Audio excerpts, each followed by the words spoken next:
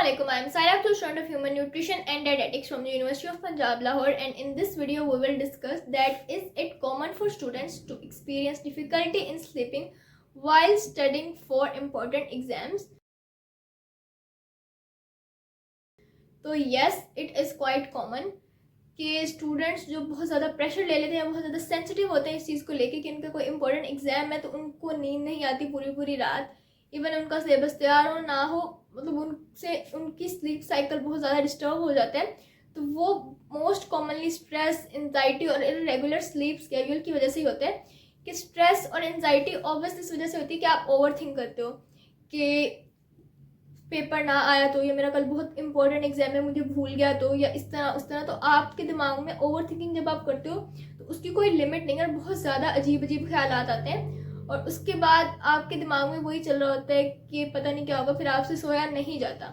उसके बाद irregular sleep cycle हो जाता है कि आप जब एक इम्पॉर्टेंट एग्जाम होता है तो काफ़ी दिन से उसके लिए प्रिपरेशन कर रहे होते और रातों को जाग रहे होते हो।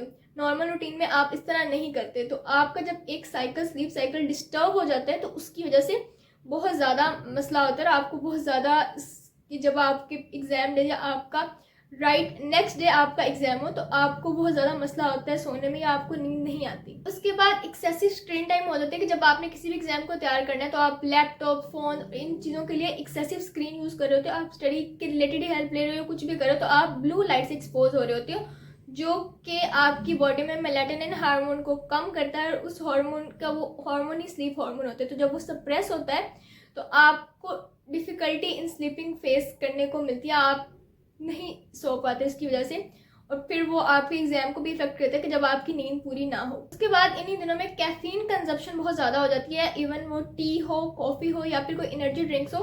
आप एक्टिव रहने के लिए या जागने के लिए आप टी, कॉफ़ी, तो मतलब कॉफ़ी बहुत ज़्यादा स्टूडेंट्स पीते हैं कि नींद ना आए, जागते हैं तो उसकी वजह से स्लीप साइकिल बहुत ज़्यादा डिस्टर्ब हो जाता है। और उसके अलावा over working of the brain, कि आपका ब्रेन बहुत ज़्यादा ऑक्यूपाइड होता है, आप पढ़ते जा रहे हो तो लेट नाइट तक जाग रहे होते हो, तो आपका ब्रेन बहुत ज़्यादा फंक्शन कर रहा होता है और वो रेस्ट पे आ ही नहीं रहा होता। रेस्ट की सिचुएशन में मतलब आप सोना भी चाहो तो आप सो नहीं पाते। तो आप किन चीज़ों से इस चीज़ को लिमिट कर सकते हो या क्या टिप्स हैं कि आप अपना स्लीप साइकिल या ये सारा स्ट्रेस, एंजाइटी कम कर सकते हो? तो सबसे पहली तो जो टिप है वो आप अपनी रूटीन सेट करें।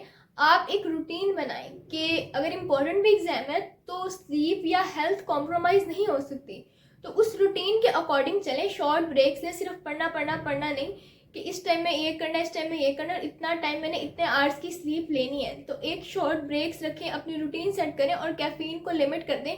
कि इस तरह नहीं होना चाहिए कि आप मतलब बहुत ज़्यादा पता नहीं कितने ही कप्स के हिसाब से कॉफ़ी एक दिन में पी जाएं, तो इस तरह नहीं करते होते। उसके बाद जब आपने पढ़ना है तो एक रिलैक्सिंग एनवायरनमेंट में पढ़ना है कि जहाँ पे नॉइज़ ना हो, जहाँ पे आप सही तरह फोकस करके पढ़ पाओ। जब आप फोकसली पढ़ोगे तो वो आपकी मेमोरी में भी लॉन्ग टर्म के लिए रहेगी।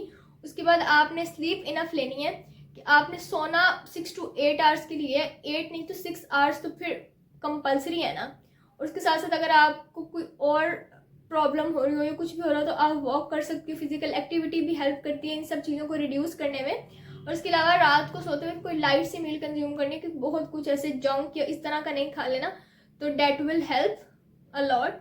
और फिर ये एक क्वेश्चन होता है कि why sleep is important for exam. Sleep क्यों इम्पॉर्टेंट है? कि आप पूरी रात जाग के भी तो पेपर दे के आ सकती हो। तो स्लीप इसलिए इम्पॉर्टेंट है कि वो आपकी शॉर्ट टर्म मेमोरी को लॉन्ग टर्म मेमोरी में बनाती है।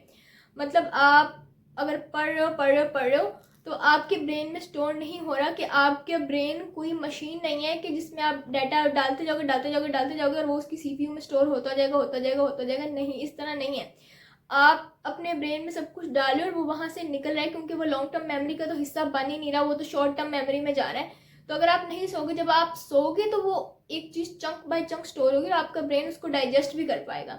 उसके बाद ये फोकस को इम्प्रूव करते हैं अगर आपने अच्छी स्लीप ली हो, और उसके बाद ये आपको इमोशनली और मेंटली आपको स्टेबल करते हैं और आपकी ये वाली हेल्थ भी ठीक रहती है। बाकी that was it for today's video. Hope you like this video. If you like this video, give this video a thumbs up. We have a target of 1000 subscribers, must do it as fast as you can. अब तक के लिए अपना ख्याल रखें। Thank you so much. Allah हाफ़िज़।